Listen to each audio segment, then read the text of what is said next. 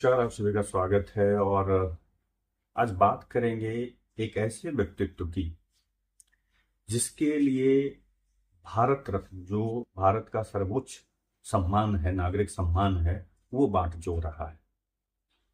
दरअसल मैं बात जिनकी करने वाला हूं वो एक बहुत बड़े नेता, समाज सुधारक कहें, स्वतंत्रता सेनानी कहें, या नए भारत के निर्माण में नींव रखने वालों में से एक कहें।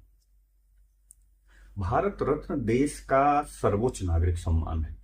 यह उन व्यक्तियों को दिया जाता है जिन्होंने राष्ट्र के निर्माण, विकास और दिशा तय करने में असाधारण योगदान दिया।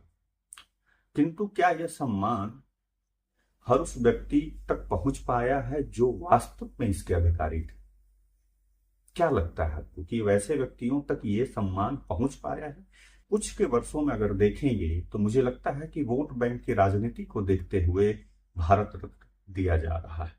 क्योंकि अगर ये ध्यान दिया जाए कि अगर ऐसा कुछ सर्वोच्च जो कार्य जिन्होंने किया, देश के निर्माण में जो भागीदारी कोई निभाई, उनको ये दिया जा रहा था होता, तो जब मैं जिनके बारे में चर्चा करने वाला हूं उनका नाम जरूर आता और उन्हें मिल चुका होता। क्योंकि अगर मान के चलें कि वोट बैंक की राजनीति के तहत अगर नहीं दिया गया होता तो इनका नाम पीछे नहीं छूटता। और वो उदाहरण है डॉक्टर श्री कृष्ण सिंह, जिन्हें बिहार के लोग बिहार केसरी कहते हैं, श्री बाबू के नाम से लोग जानते हैं। बिहार के पहले मुख्यमंत्री और स्वतंत्र भारत के उन दुर्लभ नेताओं में से एक जिन्होंने राजनीति को सेवा, शासन को उत्तरदायित्व और विकास को मिशन के रूप में जिया। अभी तक इन्हें भारत रत्न के लिए इनके नाम पर विचार भी नहीं किया गया। जब पिछले साल बिहार विधानसभा में बेगूसराय के विधायक कुंदन कुमार ने जब इस पर सवाल किए तो बिहार सरकार ने कहा यह विचारणीय नहीं है, जो कि एक दर्द देने वाला वो लाइन था। अगर उनके जीवन के प्रारंभिक जीवन पर प्रकाश डालें तो 21 अक्टूबर 1887 को बिहार के नवादा जिले के खनवा गांव में जन्मे श्री कृष्ण सिंह न केवल एक स्वतंत्रता सेनानी थे, बल्कि आधुनिक बिहार की नींव रखने वाले ऐसे नेता थे जिन्होंने सत्ता में रहते हुए भी सिद्धांतों से कोई समझौता नहीं किया। विद्यार्थी जीवन से ही वह समाज और राष्ट्र के लिए कुछ अलग करने की भावना से ओतप्रोत थे। कानून की पढ़ाई के दौरान ही उन्होंने ब्रिटिश सत्ता के अन्याय को चुनौती देना प्रारंभ कर दिया था। स्वतंत्रता संग्राम में भी उनकी भूमिका बहुत महत्वपूर्ण रही, अहम रही। श्री बाबू गांधी जी के निकट सहयोगियों में से एक माने जाते थे। उन्होंने असहयोग आंदोलन, नमक सत्याग्रह और भारत छोड़ो आंदोलन में अग्रणी भूमिका निभाई। जेल जाने से कभी नहीं घबराए और स्वतंत्रता को अपनी निजी लालसा नहीं बल्कि जनभावना के रूप में देखा। बिहार के निर्माता कहा जाता है। आप जब उन्हें गूगल सर्च पे करेंगे या लोगों से पूछेंगे, बहुत जितने भी नेता हैं अभी के दौर में या पहले के लोग जो भी हैं, अभी पुराने लोग भी बिहार में जो जीवित हैं उनसे पूछेंगे तो बिहार के निर्माता और विकास और परिवर्तन का एक युग के रूप में उन्हें जानते हैं। बिहार की आजादी के बाद जब राज्य पुनर्गठन और प्रशासनिक पुनर्निर्माण की चुनौती सामने थी, तब बिहार को श्री बाबू का नेतृत्व मिला। उनकी जो उपलब्धियां रही हैं उनमें से कुछ अगर हम लोग चर्चा करें तो बिहार में औद्योगिकीकरण का अगर बात करें तो बिहार तेल शोधन संयंत्र, सिंदरी खाद कारखाना और रांची का हेवी इंजीनियरिंग कॉरपोरेशन उन्हीं की दूरदर्शिता का परिणाम है। शिक्षा और विश्वविद्यालय की अगर बात करें तो बिहार विश्वविद्यालय, रांची विश्वविद्यालय और कृषि संस्थानों की स्थापना होने तक। सामाजिक सुधार की अगर उनके लिए बात करें, ये संक्षिप्त में बोल रहा हूं, अगर डिटेल्स में जाएंगे तो बहुत लंबा वीडियो बनाया जा सकता है इसको।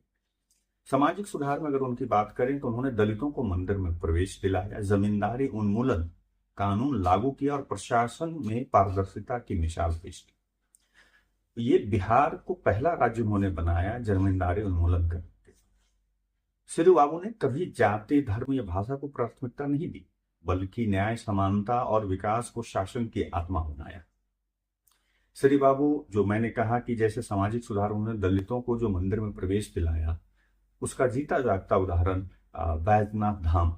वहां पे जब वो आजाद भारत के बाद जब उन्होंने कमान संभाली बिहार की, तो उन्होंने सबसे पहले वहां पे जो है इस तरह की जो एक चली आ रही थी कि दलितों और महादलितों का प्रवेश वर्जित था, उसको हटाते वहां पे दलितों के वहां पे प्रवेश उन्होंने करवाया।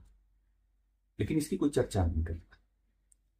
बाकी लोगों की चर्चा होती है दलित सुधारकों में, समाज सुधारकों में, लेकिन श्री बाबू की चर्चा बिहार के लोग, चाहे राजनीति के लोग हों, वो सिर्फ थोड़ा बहुत चर्चा कर करके, और जब वो मतलब नवादा या शेखपुरा की ओर आएंगे या हल्का फुल्का कहीं पे तो जाके माल्यार्पण कर करके अपनी जो है एक बस फॉर्मेलिटी अदा करते हैं, न कि उनके प्रति कोई उनका सच्ची भावना वो प्रदर्शित कर पाते हैं।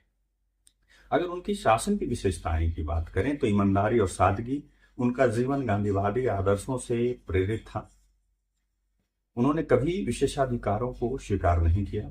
निरंतर सेवा, वे लगातार 15 वर्षों तक मुख्यमंत्री रहे बिहार के, और उनके शासन को सुशासन का स्वर्ण युग माना जाता है। आज की राजनीति में अगर देखें तो जब घोटाले आम बात है आज की तारीख में, पिछले 30 सालों से अगर देखें राजनीति को खास कर करके, उसके पहले भी चले जाइए तो घोटाले जो हैं वो आम बात है। लेकिन श्री बाबू का जीवन और शासनकाल इससे पूरी तरह से अछूता रहा। अब देखा जाए इधर कुछ के सालों में कि अधिकतर, जैसे अगर मतलब ऐसे ऐसे व्यक्तियों को भारत रत्न मिला है, मैं उसमें नहीं जाकर के कोई कमेंट करना चाहता कि आने वाले समय में उस पर कोई, मैंने आने वाले नहीं, मतलब ये कि उस पर कोई विवाद उत्पन्न हो या कोई कुछ कहे, क्योंकि वो कहना अनुचित होगा, क्योंकि उन्हें मिल चुका है, उन्होंने कुछ किया ही होगा इसलिए मिला। लेकिन अगर देखा जाए कि बहुत सारे लोगों को, जैसा मैंने शुरुआत में ही कहा कि समाज सुधारक या भारत के निर्माण की नींव रखी हो, या किसी भी मतलब राजनीतिक तौर पे देखें, समाज के सुधारक के तौर पे देखें, शिक्षा में परिवर्तन के तौर पे देखें, औद्योगिकीकरण के तौर पे देखें, किसी भी क्षेत्र में अगर आप देखेंगे तो श्री बाबू हर क्षेत्र में काम किए, लेकिन उन्हें भारत रत्न नहीं मिला। बल्कि जबकि ऐसे ऐसे लोगों को मिला, तो मैं जो अगर उनके कामों को इनके कामों से, श्री बाबू के कामों से उन लोगों को अगर कंपेयर करता हूं, तुलना करता हूं, तो वो कहीं आसपास भी नहीं दिखते। अब भारत रत्न देना अगर दिया जाता, अगर समय रहते पहले दे दिया जाता तो और उचित होता। लेकिन अब तक इस पर यह भी कहा, जैसा मैंने कहा कि बिहार सरकार ने कहा कि मैं इस ये विचारणीय नहीं है। बिहार जैसे बड़े और ऐतिहासिक राज्य के पहले मुख्यमंत्री जिनका योगदान राष्ट्रीय स्तर पर रहे हों, अब तक इस सम्मान से क्यों वंचित रखा गया? क्या वो सवर्ण जाति से हैं इसलिए वंचित रखा गया, या कोई और कारण है? क्या 3% जो अभी कुछ समय पहले यहाँ बिहार में ये जातीय गणना जो सार्वजनिक किया, उसमें 3% की बात जो आई कि हाँ बिहार समाज से सिर्फ 3% के आसपास हैं, तो क्या उससे कम मानते हुए ये निर्णय अभी तक नहीं लिया जा सका? क्योंकि अगर देखें तो कर्पूरी ठाकुर जी को मिल गया, उसके पहले चौधरी चरण सिंह को मिल गया, और भी लोगों को मिल गया, लेकिन इन्हें क्यों नहीं मिला? क्या वो बिहार का जब निर्माण कर रहे थे, बिहार के जब आज़ादी के बाद जब यहाँ पे कल कारखाने लेकर आ रहे थे, यहाँ पे पुल वगैरह और विश्वविद्यालय मतलब अगर खुलवा रहे थे, तो क्या उसमें उन्होंने भेदभाव किया? क्या उन्होंने बिहार को पूरे परिप्रेक्ष्य में नहीं देखा? क्या जातिवाद उन्होंने, अगर वहां पे जैसे देखा जाए, जैसा मैंने कहा कि दलितों का मंदिर में प्रवेश करवाना, क्या ये भी मतलब किस काम पे इनको कम आंका गया जो अब तक भारत रत्न से उन्हें वंचित रखा गया? जब देश विकास और सुशासन की बात करता है तो हमें कृष्ण सिंह जैसे नेताओं की याद करना चाहिए। नए भारत का निर्माण तभी संभव है जब हम पुराने भारत के मूल स्तंभों को उचित सम्मान देंगे। भारत रत्न उन्हें नहीं मिलेगा, अगर दिया जाएगा भारत सरकार की ओर से तो उन्हें ये नहीं मिलेगा, क्योंकि वो मांगते नहीं थे, किसी भी चीज को वो कभी मांगे नहीं। लेकिन राष्ट्र के नागरिकों और संसद की जिम्मेदारी बनती है कि उन्हें वह सम्मान मिले जो उनके जीवन और कर्तव्यों के अनुरूप है। श्री कृष्ण सिंह न केवल बिहार के निर्माता थे बल्कि उस भारत के प्रतीक थे जो सच्चाई, विकास और समानता पर खड़ा था। अब समय आ गया है कि भारत सरकार उन्हें भारत रत्न से सम्मानित कर देश की आत्मा को गौरव प्रदान करे। यह पुरस्कार एक व्यक्ति को नहीं बल्कि एक विचारधारा को मिलेगा जिसमें राष्ट्र सर्वोपरि है, न कि सत्ता। लेकिन फिर से मैं कह रहा हूं कि यह दुर्भाग्य है कि अभी तक श्री बाबू को क्यों नहीं चर्चा का भी विषय बन पाया है कि श्री बाबू को भारत रत्न मिलना चाहिए। ठीक है, अभी पिछले कुछ समय से किसकी सरकार है मैं उस पर नहीं जाना चाहता हूं, क्योंकि एक दूसरे पर जो भी सत्ता में लोग हैं या जो भी राजनीतिक दल हैं वो आरोप प्रत्यारोप करेंगे। कांग्रेस भी सत्ता में रही, कांग्रेस के लीडर रहे, उन्होंने भी नहीं दिया। लेकिन बाकी लोगों को, जैसे प्रणब मुखर्जी भी कांग्रेस के थे, उन्हें मिला। तो अगर देखा जाए, अभी मोदी जी ने तो ढूंढ ढूंढ के, मोदी सरकार अभी क्या है कि पद्मश्री सम्मान हो या पद्म पुरस्कार जो भी है, भारत रत्न ऐसे लोगों को दे रहे हैं, ढूंढ ढूंढ के ला करके दे रहे हैं। कब उनकी नजर पड़ेगी इस राष्ट्र के धरोहर जो रहे हैं, मतलब अभी भी जो बिहार या अभी झारखंड में जो, मुझे तो लगता है इन दोनों स्टेट से उनके लिए मांग उठनी चाहिए। सिर्फ बिहार से नहीं, झारखंड से भी मांग उठनी चाहिए कि श्री बाबू को, क्योंकि आज जो भी वहां पे कल कारखाने हैं वो उन्हीं की देन है।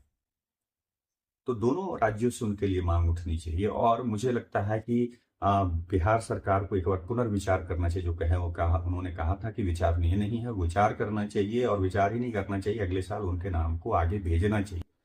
हर समय वोट वोट वोट बैंक के चक्कर में, मतलब जो सही व्यक्तियों को भी जो मिलना चाहिए नहीं मिल पाता, ये दुर्भाग्य है इस देश का। और मोदी जी से उम्मीद करते हैं कि अभी तक तो ऐसे 11 साल रह चुके हैं, अभी अगले साल संभवतः अगर कुछ इनायत हो जाए। लेकिन वही है कि मुझे कहीं लगता है कहीं ना कहीं कि ये वोट बैंक में, उतने बड़े वोट बैंक के तौर पे नहीं देखा जा रहा है कि अगर श्री बाबू को देंगे तो क्या हमें इसका क्या फायदा मिलेगा। ये सोच करके मुझे लगता है कि श्री बाबू को नाम पर विचार भी नहीं किया जाता। आप लोगों को क्या लगता है, मिलना चाहिए नहीं मिलना चाहिए? सबसे पहला तो आप कमेंट करके ये बताएं कि श्री बाबू को मतलब भारत रत्न मिलना चाहिए नहीं मिलना चाहिए। और ये भी कमेंट करें कि अब तक उन्हें क्यों नहीं मिला। ये कुछ 2 सवाल आपके लिए छोड़ के जा रहा हूं, कमेंट करके जरूर बताइएगा। अगर मेरी बात आपको अच्छी लगे, सही लगे तो शेयर कर दीजिएगा, कमेंट करिएगा, थोड़ा लाइक कर दीजिएगा, अच्छा लगेगा। तब तक के लिए आप लोगों से विदा लेता हूँ, दूसरे वीडियो में मिलूंगा। नमस्कार।